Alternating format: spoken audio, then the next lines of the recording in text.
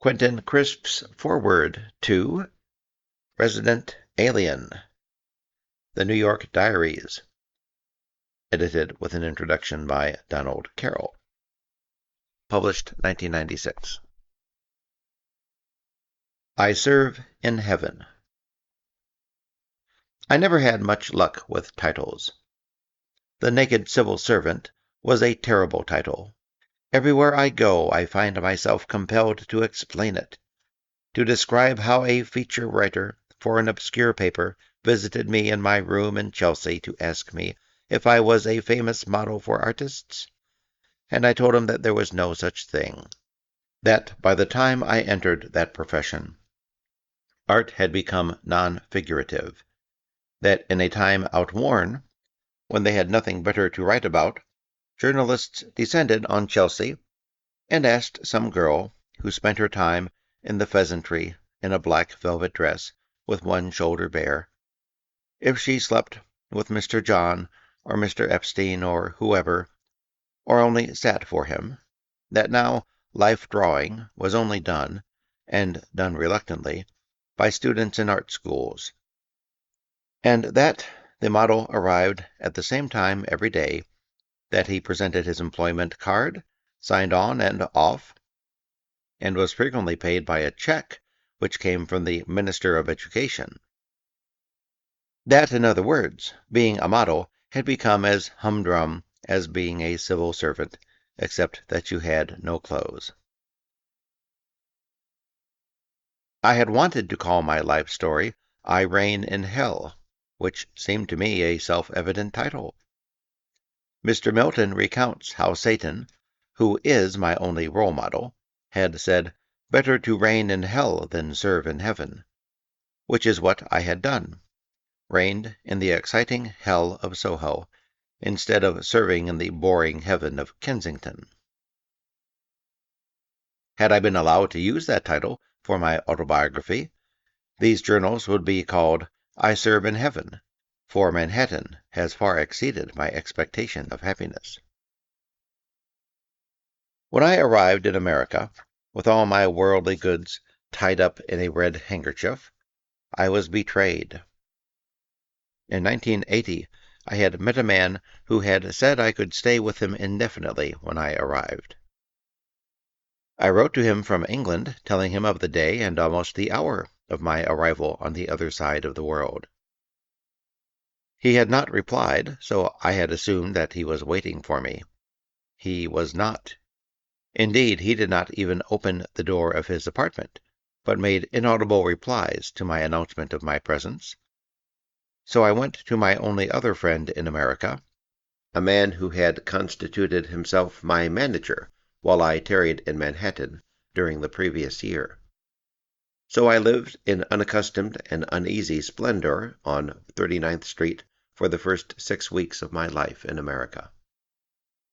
This man and his little friend were part-time saints because I slept in their living room, which curtailed their social life severely. But they never complained, never made me feel unwelcome. But it was a great relief to all concerned when one of my spies found me the room I now occupy on Manhattan's Lower East Side. This is an ideal spot, though guests look round the place uneasily and say, "Do you have to live here?" I reply, "Yes," but that is not the whole truth. If I knew that I would die sometime during the next 2 years, I could live in a palace riddled with standard of living. But unfortunately, I don't. I never dreamed that I would live as long as I have. When I was young, everybody said, "We never thought you'd live through another winter," and that was nice. It made me feel frail, not long for this world. But here I am, a somewhat grisly sight, tottering about the Lower East Side of Manhattan at the age of 86. When I got to America, I hoped I would die before my shoes wore out, but now my entire wardrobe is threadbare, and I am threadbare too. There is a strange relationship between the system of a country and its people. In England, the people are hostile to a man, but the system is compassionate. The very old, the very young, and the ill-equipped to live will always be looked after. In America, everyone is friendly, almost doggy-like, but the system is ruthless. Once you can be pronounced unproductive, you've had it. You will end up living in a cardboard box at the corner of a street where you once occupied a mansion. That is the reason why I live in one room in a rooming house on the same block as a group of Hell's Angels. They have a bad reputation, but they've never murdered me. When I take my washing to the Chinese laundry on First Avenue, I pass between their house and the row of Harleys marshaled outside it. I walk with bowed head to show that I respect their supremacy, and they leave me alone. My mode of living only represents poverty to Americans, not to me. I live here in exactly the same way that I lived in London. I like living in one room, and have never known what people do with the room they are not in. The only trouble is the books. I try never to read. Books are for writing, not for reading, but still, they pursue you from 3 sources. Firstly, authors send you the books they have written. I don't think English writers ever do that. It would seem immodest. These you must read, for fear that you will meet their authors on the street and they will question you about their work. Then there are the magazines that send you books with a covering note telling how many words to write about them and what you will be paid. Lastly, there are publishers who send you uncorrected proof copies of books they intend to market with a letter that says, "We are sure you will enjoy this book and hope you will share your enthusiasm with us." That means, say something nice that we can put on the back of the first edition. Do not expect to be paid. To these I always reply, please feel free to quote me as saying anything that will promote sales of this excellent work. Mostly the publishers do just that. One firm quoted the whole line, which I thought was really daring and funny. In spite of the march of the books across the carpet, there is still room for a chair, a bed, a cooking stove, and a refrigerator. What more can you ask? Rents are high here. My room in London, where I lived for 41 years, cost £6 a week. My room here is $75 a week. All this happiness has to be paid for. I have always been American in my heart, ever since my mother took me to the pictures, silent. She did this in a spirit of ostentatious condescension. Films, she said, were for servant gels. Anyone with any taste went to the theater.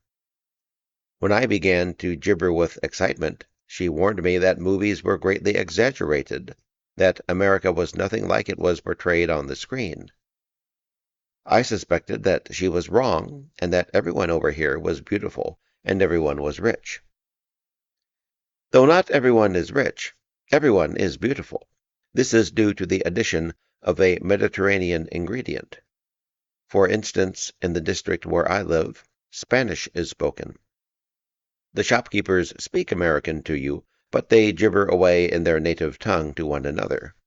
Those who are not Spanish are Greek or Italian. That means that their lips are curly, their nostrils are flared, their eyelids are as thick as pastry. When I was only English, I asked an American soldier if he thought there was an English face. Immediately he said yes. Then I asked if it looked as though there was not enough material to go around. To this he also agreed. The English have flap lips, papery eyelids, prominent jawbones, and Adam's apples. We are an ill-favored race. I recognize that, now that I live here. A huge man sitting next to me on a bus going up 3rd Avenue asked me if I lived here permanently. When I said that I did, he remarked, "It is the place to be if you are of a different stripe." There are so many different nationalities, so many different income groups, so many different sexes, that the freaks pass unnoticed. People have always imagined, or pretended to imagine, that I seek to provoke hostile attention. This is rubbish. What I want is to be accepted by other people without beveling down my individuality to please them. Because if I do that, all the attention, all the friendship, all the hospitality that I receive is really for somebody else of the same name. I want love on my own terms. Here I have it. I was standing on 3rd Avenue, waiting for a bus, when a black gentleman walked by. When he noticed me, he said, "Well, my, you've got it all on today," and he was laughing. In London, people stood with their faces 6 inches from mine and hissed, "Who do you think you are?" What a stupid question. It must have been obvious that I didn't think I was anybody else. People are my only pastime. I do not walk about the streets, lost in thought about some problem of politics or mathematics or philosophy. So no one interrupts my train of thought by speaking to me. I welcome them. When we say of anyone that he is boring, it is ourselves we are criticizing. We have not made ourselves into that wide, shallow vessel into which a stranger feels he can pour anything. I have often said that no one is boring who will tell the truth about himself. Here people tell the truth, or what they perceive as the truth, because they know that nothing they might say will shock or disgust me or cause me to despise them. They tell me their life stories at street corners while waiting for the traffic lights to change, because, like everyone else in America who has been on television, I wear in public an expression of fatuous affability. In other words, I have gone into the fame business.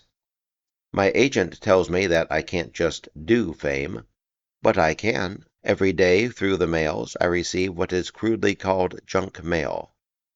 It consists of invitations to Broadway theater first nights, to secret screenings of unpopular films, to the openings of galleries exhibiting works of obscure artists, and to parties for someone no one has ever heard of in dim basements. I can't go to all of them, but I must go to some, or they will cease to send them, and I shall be cut off from the world. They serve a dual purpose. They keep me in touch with the press, and if I can live on peanuts and champagne, I need never buy food again. I have learned not to flinch at the flashes from the cameras, and to nod when I have not heard what is being said. That is all I need to know. I never refuse to be photographed. That is no easy thing, as every 5th person in Manhattan is a professional photographer. And I never refuse to answer questions, however trivial they may be. One woman rang me at 7:30 in the morning and asked me how to prevent her lipstick from smearing. Another wanted me to tell her what to do because she had allowed her hairdresser to cut her hair short, and now she had decided that she didn't like it. When I go on television, I remember that there is only one law that prevails, the survival of the glibest. If your interviewer asks the question, "What is the secret of the universe?" you do not stutter, you do not hesitate. Above all, you do not say, "A good question." You say with a gracious smile, "I am happy to tell you that there is no secret." The remark is inane, but you are smiling and your lips are moving. You'll be back. All this is very tiring, but not working is always hard work, and it has its rewards. Your travel expenses and your hotel expenses are taken care of. This does not mean that you see America. You see the airport. You see the hotel. You see the university or lecture hall. That is all, but you went to some delightful metropolis to be seen rather than to see.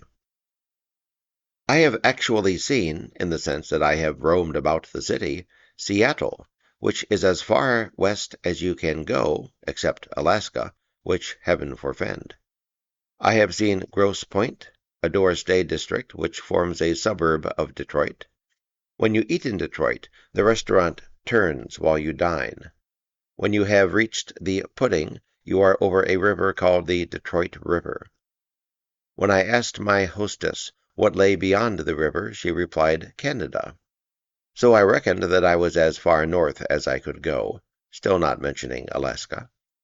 I have also been to the southern extremity of the United States, to Key West. It is a purely holiday island. No one ever works there. It is full of guest houses, piano bars, and restaurants, and everyone wears white. It is a shrine to Mr. Hemingway.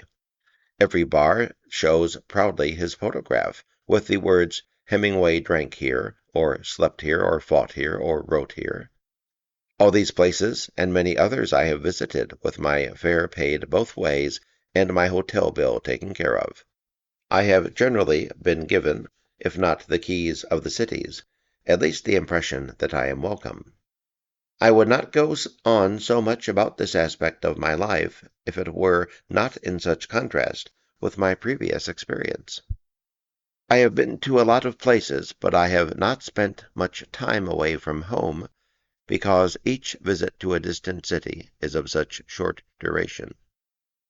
I travel thousands of miles to be away only for 3 days.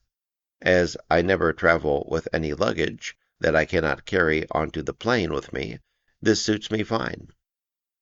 I do not find air travel tiring because I sleep on planes, following the advice of Miss Eartha Kitt, who said, "On a plane, never eat, never drink, sleep." Thus I do not suffer from jet lag. It is my guess that people who say they have jet lag are the people who start to drink before the wretched plane has got its feet off the ground, and who arrive at their destination with scarlet faces and crooked hats. They've got gin lag. I am met at the airport. It is like being a spy. If no one is there to meet me, I can only return home again, for I have no idea where I am going. So far, this has never happened. I have also no idea what I am expected to do. On being asked this question, my hosts sometimes say breezily, "Oh, nothing really, just enjoy yourself and be there."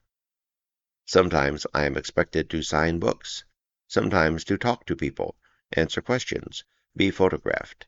It is very moving, the love that Americans shower upon you, their gratitude for your presence. In San Francisco, however, the only American city in which I have ever received totally bad notices, the critics could see how overcome I was and made fun of me. I think my reception there was due to an expectation that I was somebody who went about the world hiring spaces in which to deliver a manifesto. When I explained that I myself was hired and that, as far as I knew, my function was to sell theater seats, and that furthermore, in my opinion, every theater-goer throughout the world was a middle-class, middle-aged woman with a broken heart, the people of San Francisco's love for me died in an instant. In other cities I have fared better, noticeably in New York and Los Angeles. It is very stimulating to work in Los Angeles, because when you look down onto the audience, you see that the theater is full of movie stars. I once signed books there in the interval of my show, and when one person placed his book before me and I said, "And what is your name?" "Roddy," he replied. I wrote Roddy, and he added McDowell. "You're Roddy McDowell," I cried in ecstasy. "You remember me?" he asked, and I certainly did. "You divorced Lassie," I said, to prove it. I think he must be the most famous person that I have ever met, except Mr. Sting.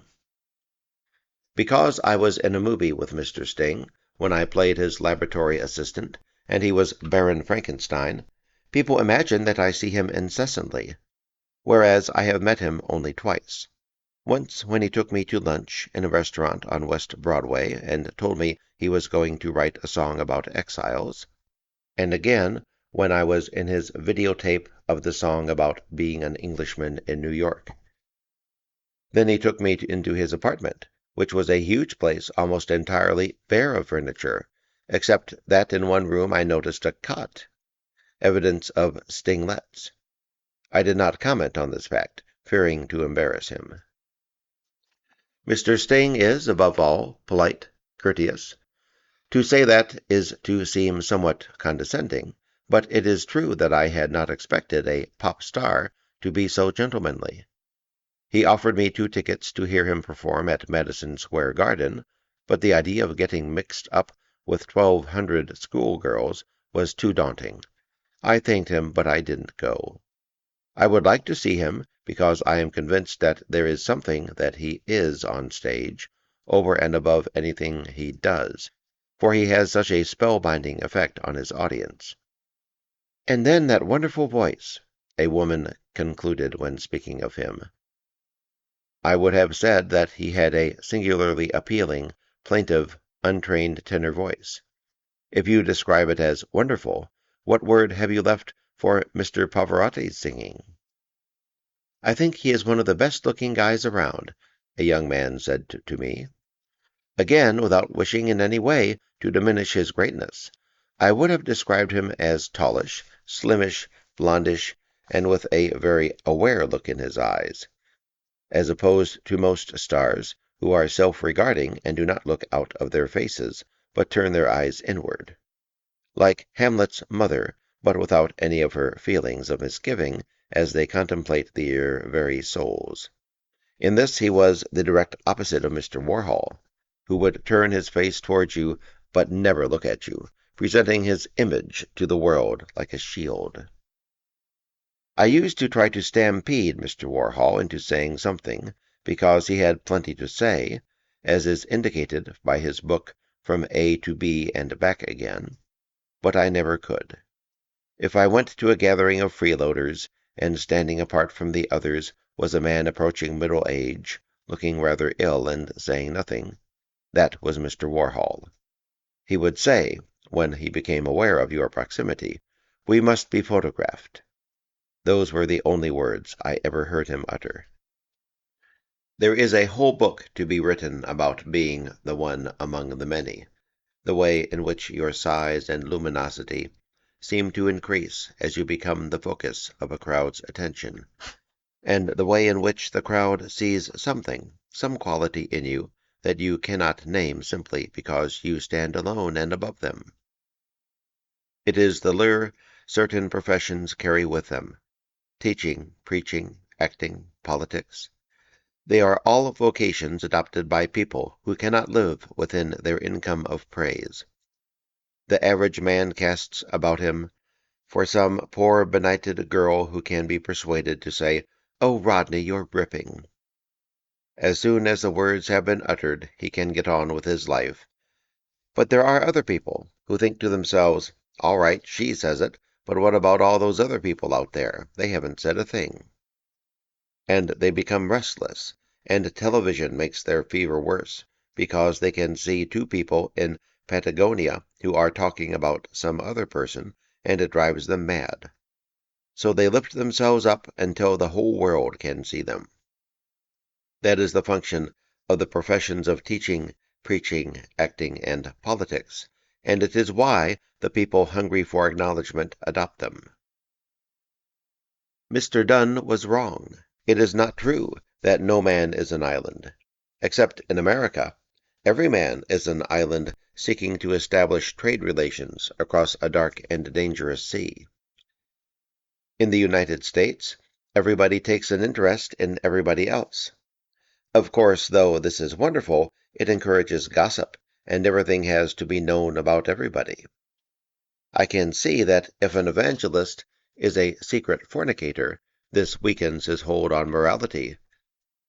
But if a politician is known to have had an affair with a typist in a past life, how can this possibly have anything to do with his capacity to rule the world?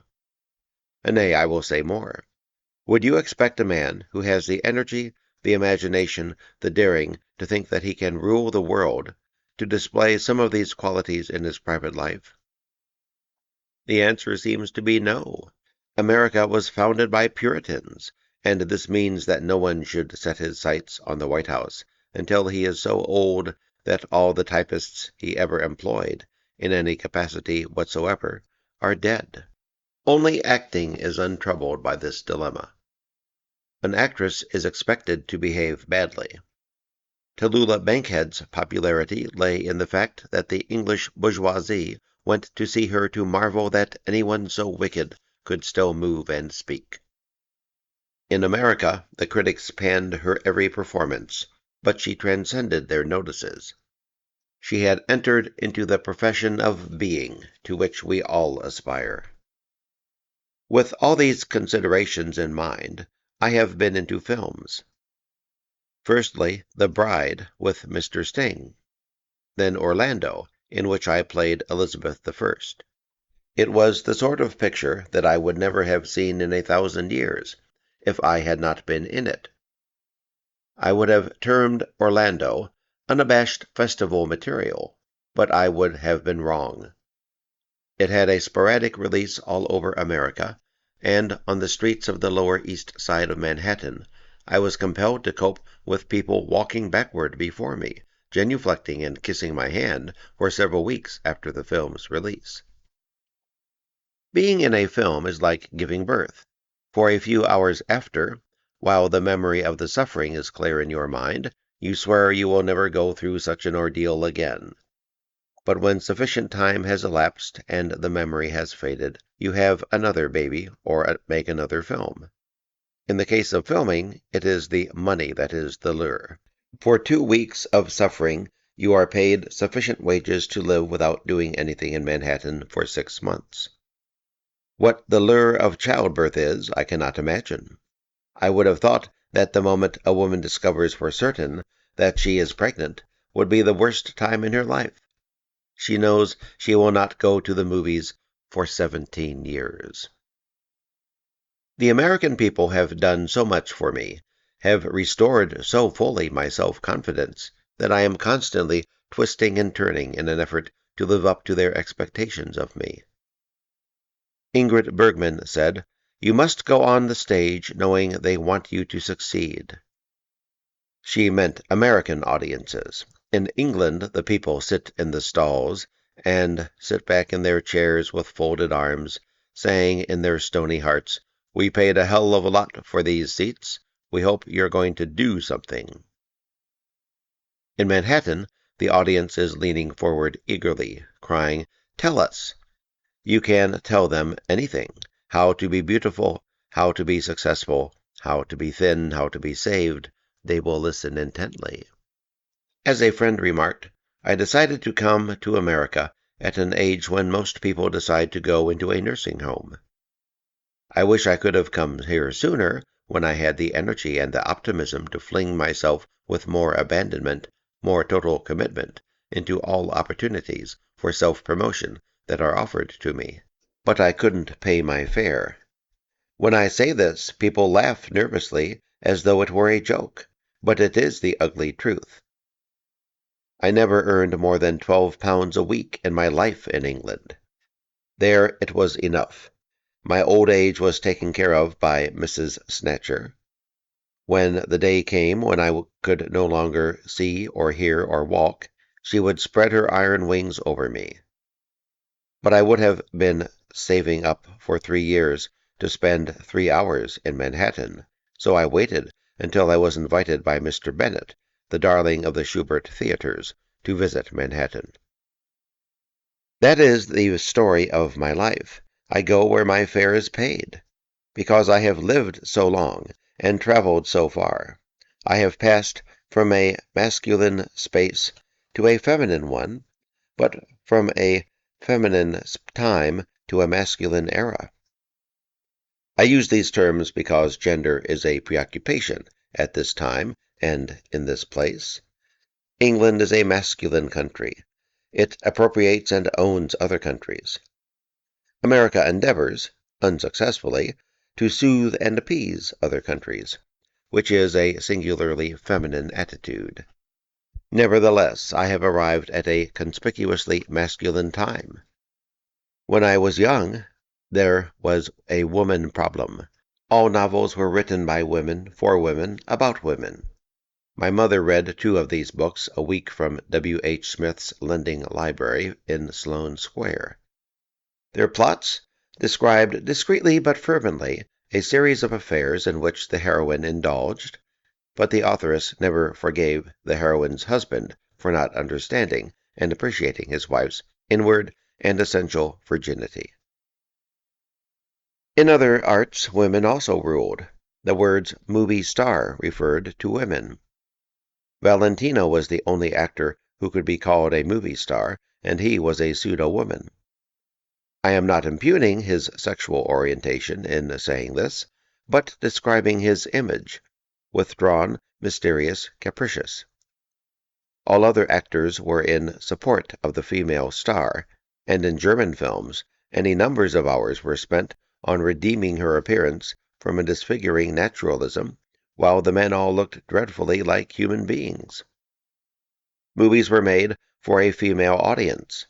Now they are made for kids, and the stars are men who spend their time smashing everything in sight, which is what all children want to do. This shift in direction is particularly worrying to me. When I was young, a homosexual man was thought to be effeminate. He dressed in women's clothes at every possible moment and adopted an exaggeratedly feminine gait like a model on a catwalk.